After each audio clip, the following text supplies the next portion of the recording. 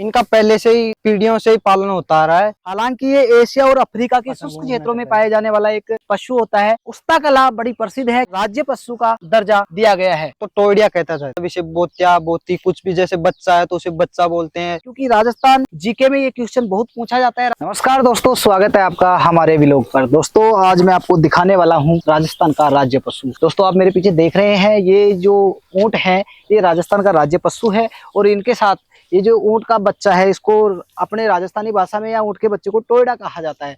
तो दोस्तों मैं आज जंगल के इस क्षेत्र में आया हूँ। अरावली पर्वत श्रृंखला ये क्षेत्र है जहां पर मैं आया हूँ। राजस्थान में ऊंट अधिकतम मात्रा में पाया जाता है। ऊंट की कुछ विशेषताएं होती हैं जो हम जानने वाले हैं। ऊंट हालांकि रेवारी जाति के लोगों के द्वारा पाला जाता है। तो मेरे साथ दिलखुश रेवारी जी हैं और ये ऊंटों का पालन पोषण करते हैं। ऊंटों का जो पालन पोषण का कार्य है इनकी पीढ़ियां भी करती आई हैं।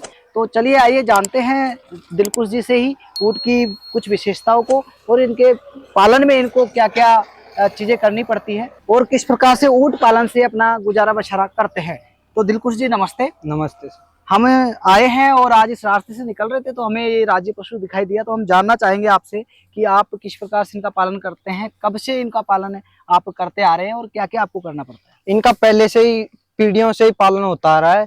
ऐसे जैसे मेरे पिताजी, मेरे दादाजी, जैसे मैं, हमारे और भी भाई, ऐसे सभी करते हैं हमारे रबारी समाज में। और इनका दूध बेचते हैं, उनसे हमारा चल जाता है कुछ। और इन्हें पालते हैं, कहने का मतलब बेचते नहीं है। इनकी जो बढ़ते है बढ़ोतरी होती है, इनकी बढ़ोतरी होती है। तो क्या इनका जो ऊन है वो भी आप निकालते हैं और बेचते हैं? नहीं, बेचता नहीं हो, उसे ऐसे फेंक देते हैं, कोई नहीं लेता ऊन को। तो लेकिन इनके ऊन निकाल के और इनको ऐसे कर देते हैं थोड़ा, तो फिर इसमें दूध थोड़ा ऐसे लाभ। इनका दूध बड़ा पौष्टिक माना जाता है। हाँ, माना जाता है। तो दोस्तों आपने देखा और दिलखुश जी ने बताया है ऊंट के बारे में। ऊंट राजस्थान में पाए जाने वाला एक पशु है।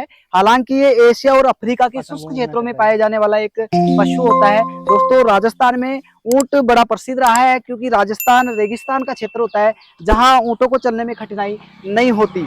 और दोस्तों ऊंट इसलिए भी यहाँ विशेष है क्योंकि ऊंट कई दिनों तक पानी पिए बिना रह सकता है। क्योंकि ऊंट के अंदर एक कुबड़ पाई जाती है जिसमें एक बार पानी पी करके ये उसको भर लेता है।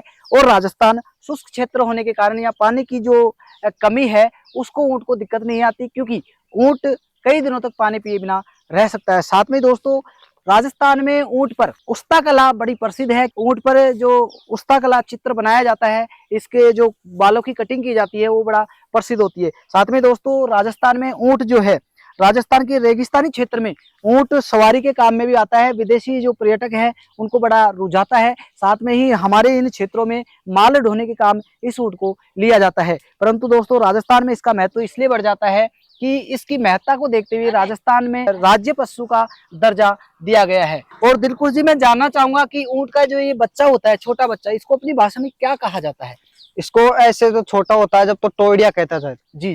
लेकिन फिर ये बाद में बड़ा हो जाता है, जब इसे बोत्या बोती कुछ भी, जैसे बच्चा है तो उसे बच्चा बोलते हैं। ये ऊंट है जिसको टोयडी बोल देते हैं, ऐसे बोलते। दोस्तों राजस्थान में ऊंट के बच्चे को टोयडा कहा जाता है और ये आपके लिए इतना महत्वपूर्ण है क्योंकि राजस्थान जीके में ये क्वेश्चन बहुत पूछा जाता है। राजस्थान की जो एग्जाम्स होती है उसमें ये क्वेश्चन कई बार आया है, ऊंट के बच्चे को क्या कहा जाता है। तो दोस्तों याद रखना, टोयडा कहा जाता है। और जैसा दिलखुश जी ने बताया कि बच्चा को फिर कई नामों से भी जाना जाता है। तो दोस्तों आपको वीडियो कैसा लगा कमेंट्स में जरूर बताना। वीडियो को लाइक करना, चैनल को सब्सक्राइब करना ना भूलें।